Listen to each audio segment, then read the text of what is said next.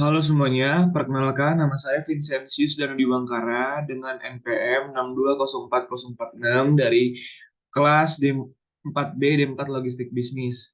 Selamat datang buat dosen pengampu Bapak Agus Purnomo dan selamat datang juga buat teman-teman yang menonton. Di sini saya akan menjelaskan yang berjudul Green Packaging Management of Logistic Enterprises. Yang pertama ada green package, konsep green package. Green package bisa juga disebut ecological package atau environmental friendly package. Diartikan sebagai paket ramah lingkungan yang seluruhnya terbuat dari tumbuhan alami, dapat digunakan berulang kali, rentan terhadap degradasi, dan mendorong pembangunan berkelanjutan. Bahkan sepanjang siklus hidupnya, ia tidak berbahaya bagi lingkungan serta kesehatan tubuh manusia dan ternak. Singkatnya, kemasan ramah lingkungan adalah kemasan yang tepat yang dapat digunakan kembali, didaur ulang, atau mengalami degradasi, dan tidak menimbulkan polusi pada manusia dan lingkungan selama siklus hidup produk. Ada tiga prinsip utama pada konsep green package, yaitu yang pertama, efisiensi sumber daya. Paket hijau harus menggunakan bahan-bahan yang efisien dan dapat diperbarui. Yang kedua, daur ulang dan penggunaan kembali. Paket hijau harus dapat didaur ulang dan digunakan kembali. Yang ketiga, pencemaran. Paket hijau harus dirancang untuk mengurangi pencemaran lingkungan.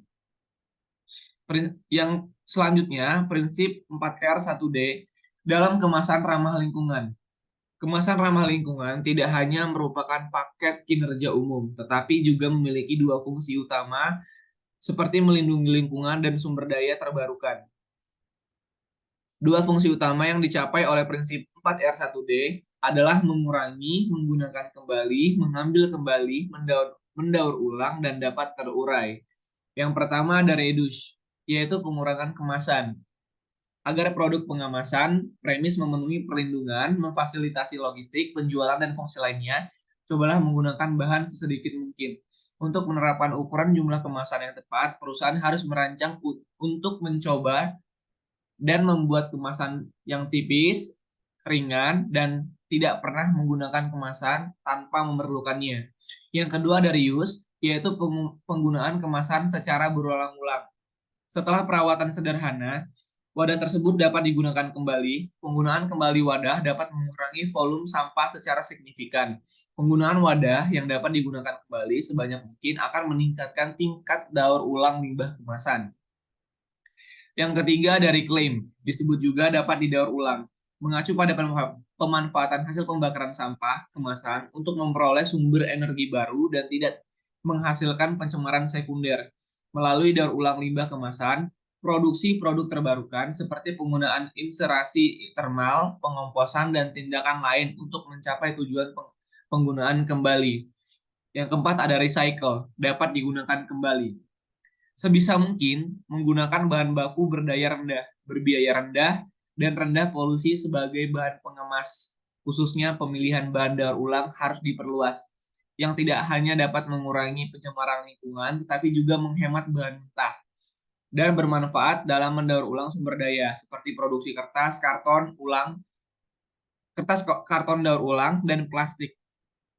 Yang terakhir ada degradable, merupakan sampah akhir kemasan yang tidak dapat digunakan kembali, harus dapat terurai, rusak dan tidak membentuk sampah permanen. Misalnya, pilihlah bahan kemasan kertas biodegradable sebanyak mungkin.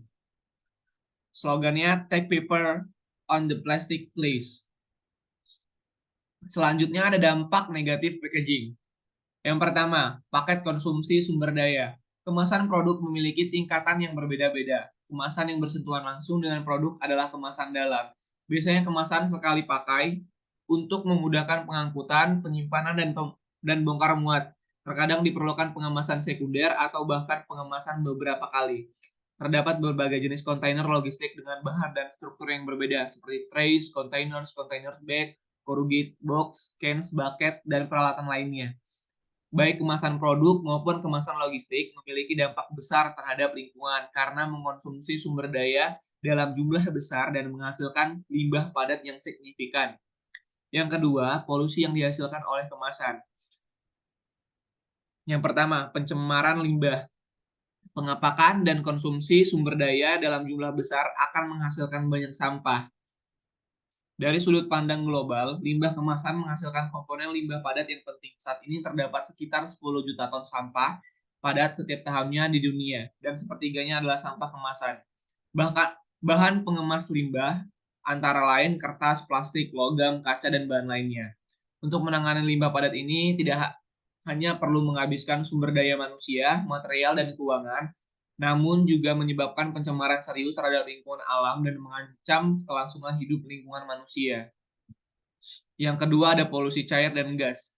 Residu bahan kimia yang terbengkalai dalam ember akan mengalir ke desa-desa terdekat dan lahan pertanian setelah hujan, menyebabkan pencemaran serius pada air dan tanah di sebagian besar wilayah dan bahkan pertumbuhan tanaman akan terkontaminasi. Kesehatan warga dan lingkungan hidup akan sangat terpengaruh. Yang ketiga, penyebaran bakteri dan hama. Dalam logistik internasional, bahan kemasan alami tradisional tidak hanya membawa berbagai hama tanaman, namun juga membawa berbagai jenis bakteri yang dapat menyebar dan membahayakan hutan dan tanaman setempat, dan bahkan mempengaruhi keselamatan manusia dan ternak. Selanjutnya ada strategi pengelolaan kemasan ramah lingkungan. Yang pertama dari tingkat pemerintah. Pemerintah harus memainkan peran sebagai pemandu manajemen melalui pengembangan serangkaian kebijakan dan peraturan atau penggunaan instrumen ekonomi untuk membatasi atau mendorong penggunaan produsen dalam perancangan produk dan perilaku pemrosesan kemasan untuk mempromosikan kemasan ramah lingkungan. Yang pertama, pengembangan bahan kemasan ramah lingkungan harus didorong melalui peraturan perundang-undangan. Hal ini dikarenakan hanya dengan keinginan baik saja tidak akan cukup untuk mencapai tujuan tersebut. Saat ini masih banyak produsen dan penggunaan yang belum memiliki kesadaran yang kuat dalam hal perlindungan lingkungan. Oleh karena itu, diperlukan peraturan perundang-undangan yang mengatur produksi dan penggunaan bahan kemasan ramah lingkungan. Yang kedua, peraturan pengemasan ramah lingkungan harus mencakup standar lingkungan, pengendalian kuantitas emisi, dan teknologi pemurnian lingkungan. Selain itu, peraturan tersebut juga harus dibangun berdasarkan sistem penggunaan kembali dari limbah kemasan daur ulang. Yang ketiga, pemerintah harus segera menetapkan undang-undang daur ulang atau penggunaan kembali untuk mengurangi limbah kemasan. Hal ini penting untuk mewujudkan ekonomi sirkular dan melindungi lingkungan. Yang kedua dari tingkat perusahaan. Bagi perusahaan, pengembangan logistik ramah lingkungan merupakan sebuah tren. Manajer logistik harus menilai situasi secara aktif, merespon untuk memperpendek kesenjangan dalam operasi logistik ramah lingkungan, dan melakukan daur ulang proses logistik yang ramah lingkungan. Yang pertama, bahan kemasan hijau adalah bahan daur ulang yang bertujuan memberikan dampak minimal terhadap lingkungan dan memaksimalkan pemanfaatannya. Dalam seluruh siklus hidup, fokusnya adalah mengurangi pencemaran, tekanan terhadap lingkungan, serta melestarikan atau menggantikan sumber daya yang mahal atau langka. Dalam konteks pembangunan berkelanjutan, kinerja lingkungan menjadi aspek kunci dalam memilih bahan kemasan dengan penekanan pada kerja, aspek ekonomi, dan dampak lingkungan, termasuk sumber daya energi dan perlindungan lingkungan secara menyeluruh. Yang kedua, unit paket berskala besar dan kontainerisasi adalah dua metode pengemasan yang dapat meningkatkan efisiensi dan efektivitas logistik.